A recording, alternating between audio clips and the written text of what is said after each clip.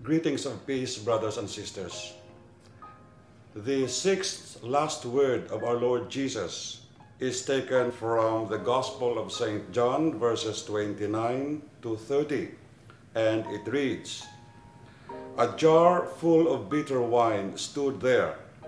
So, putting a sponge soaked in the wine and a twig of hyssop, they raised it to his lips. Jesus took the wine and said, 'It is finished.'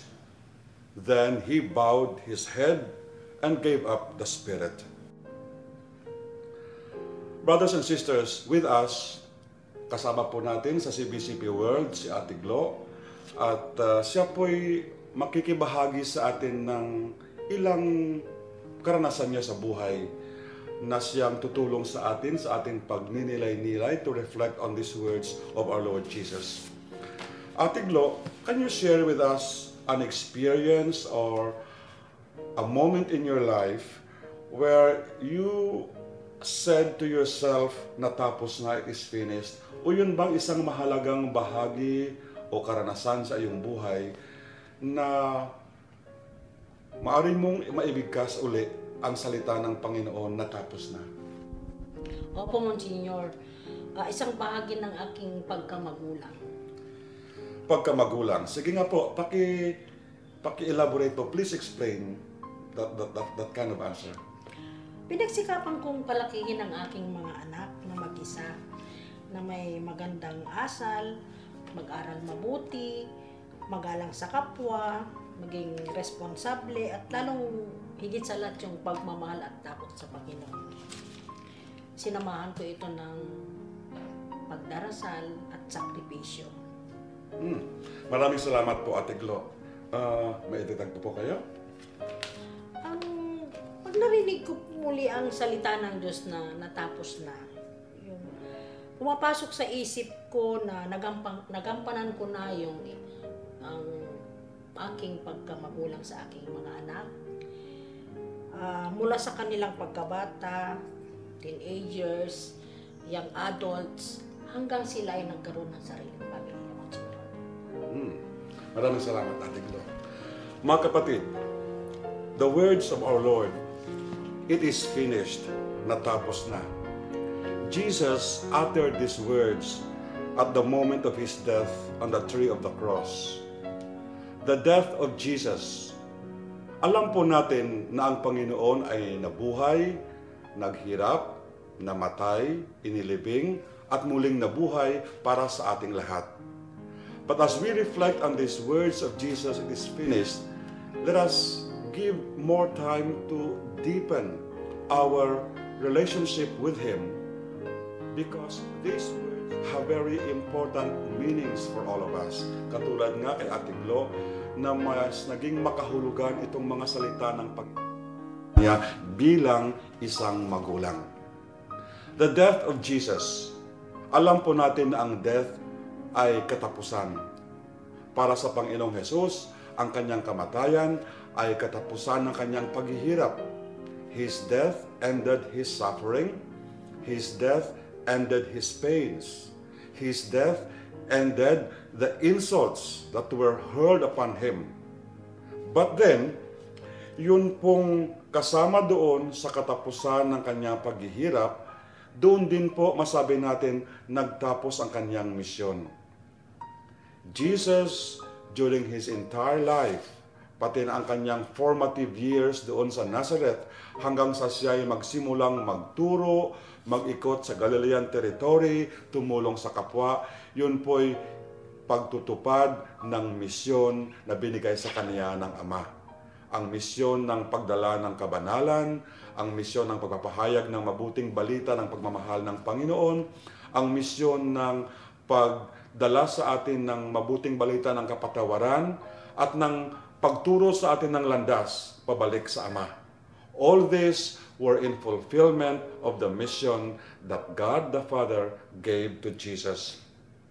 Kanina po, habang nakikinig po ako sa sharing ni Ate Glo, nung sinabi niyang maaari niyang sabihin parang nasa kanya na rin itong mga salita ng Panginoong Hesus, natapos na. dahil binalikan niya yung isang napakamahalagang bahagi ng kanyang buhay bilang magulang. Maaga pa pong naulil ang kanyang mga anak sa ama. And siguro sa mga point na iyon, kung maalaala ni Ate Glo, nagkaroon din siya siguro ng mga katanungan, paano ko palakihin ang aking mga magulang, ay aking mga anak?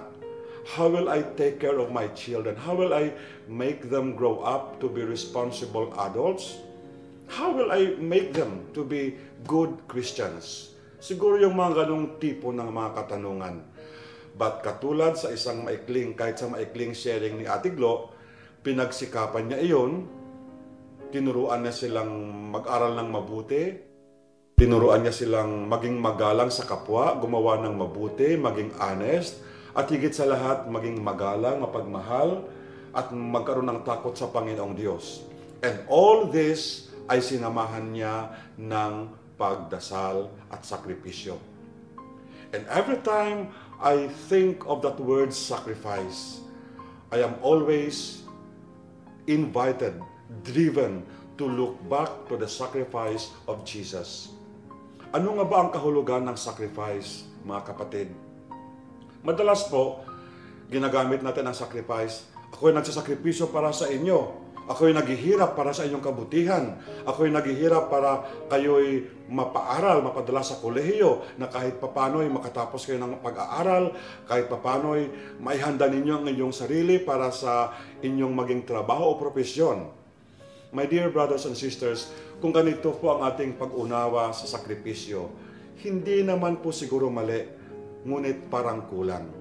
Kung balikan po natin ang totoo at tamang kahulugan ng sakripisyo ayon sa ipinakita na halimbawa ng ating Panginoon, ayon sa kung paano isinabuhay ng Panginoon ang sacrifice, isa pong napakalaking bagay ang dapat natin matutunan. Unang-una po, ang sakripisyo ay hindi lamang tungkol sa paghihirap. Mahalagang bagay ang paghihirap sa buong kahulugan ng sakripisyo. Ngunit, maliban po sa paghihirap, kasama po doon ang pag-alay ng sarili. Ang pag-alay ng sarili. Noon pong panahon ng Old Testament, isa pong pinakamagandang halimbawa upang maunawaan natin ang kahulugan ng sacrifice, yung isang pangyayari sa buhay ni Abraham nung siya po'y sinabihan ng Diyos Yahweh na isakripisyo ang kanyang anak na si Isaac. Siya po'y binigyan ng utos na dalhin ang kanyang anak doon sa isang burol, and then doon po ay nagtambak siya ng kahoy at sinabihan siyang gapusin ng kanyang anak na si Isaac at ipatong doon sa tinambak na kahoy at ito'y sunugin. Dahil po noong Old Testament, pag sinabi pong sacrifice, ang kanilang pag-uunawa po noon ay yung mga burnt offering, mga alay na sinunog sa altar. At ang kanilang inaalay nung na sinusunog ay yung mga tupa, yung lamb na walang blemish ang kanilang balahibo, malinis, o kung sakaling wala silang lamb, kambing na malinis yung balahibo. At yun po ay sinusunog. At ang pagsunog ng tupa o ng kambing na iyon ay isang sacrifice na iniaalay nila sa Panginoong Yahweh. Kaya nung hiniling ng Diyos Yahweh kay Abraham na ialay bilang sakripisyo ang kanyang anak na Isaac, ay para na rin hiniling ng Panginoon na tratuhin ni Abraham ang kanyang anak na si Isaac bilang isang tupa. But then, walang pag-aalinlangan, without any question, dahil sa kanyang matindi at malalim na pananalig sa Panginoong Diyos, ginawa ni Abraham ang hiniling sa kanya. Ginapos niya at pinatong doon sa tinambak na kahoy ang kanyang anak, at nang siya'y handa ng sindihan ang kahoy na tinambak, nagsalita ang Panginoon sa pamamagitan ng anghel, nakita ko na Abraham, ang lalim, ang tindi ng inyong pananampalataya. Huwag nang ipagpatuloy ang pagsakripisyo ng iyong anak. Maghanap ka ng isang tupa. Lo and behold, from there was a lamb. Kaya ito po ang ibig sabihin ng sacrifice, ang pag-alay ng sarili. Ang pag-alay, in the case of Abraham, ng kanyang sariling anak. Nung panahon po ni Jesus, ang sarili niya ang kanyang inialay. Hindi na po doon sa altar na tinambak ng mga kahoy, kundi doon po sa kahoy ng cross. Hindi na po maamong tupa ang inialay, kundi siya na mismo ang maamong tupa. Ang sinasabi nating Lamb of God who takes away the sins of the world. Every time po bago tayo magkomunyon. Si Jesus na mismo ang kordero ng Diyos na siyang nag-alay ng kanyang sarili, nagsakripisyo, hindi na sa pamamagitan ng pagsunog sa kanya sa tinambak na mga kahoy, kundi sa pamamagitan ng pag-alay niya ng kanyang sarili. Siya ipinako doon, pinatay for our forgiveness and for our holiness and for our salvation.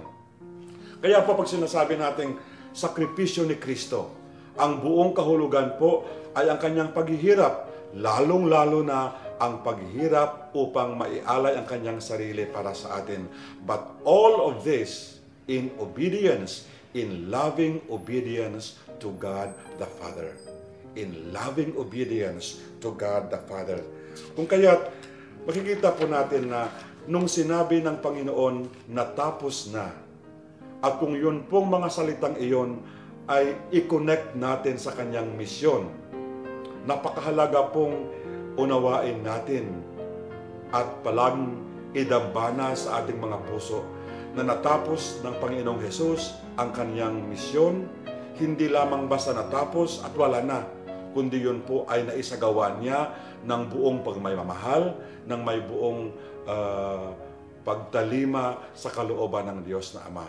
With total love, with total obedience to God, His Father and our Father.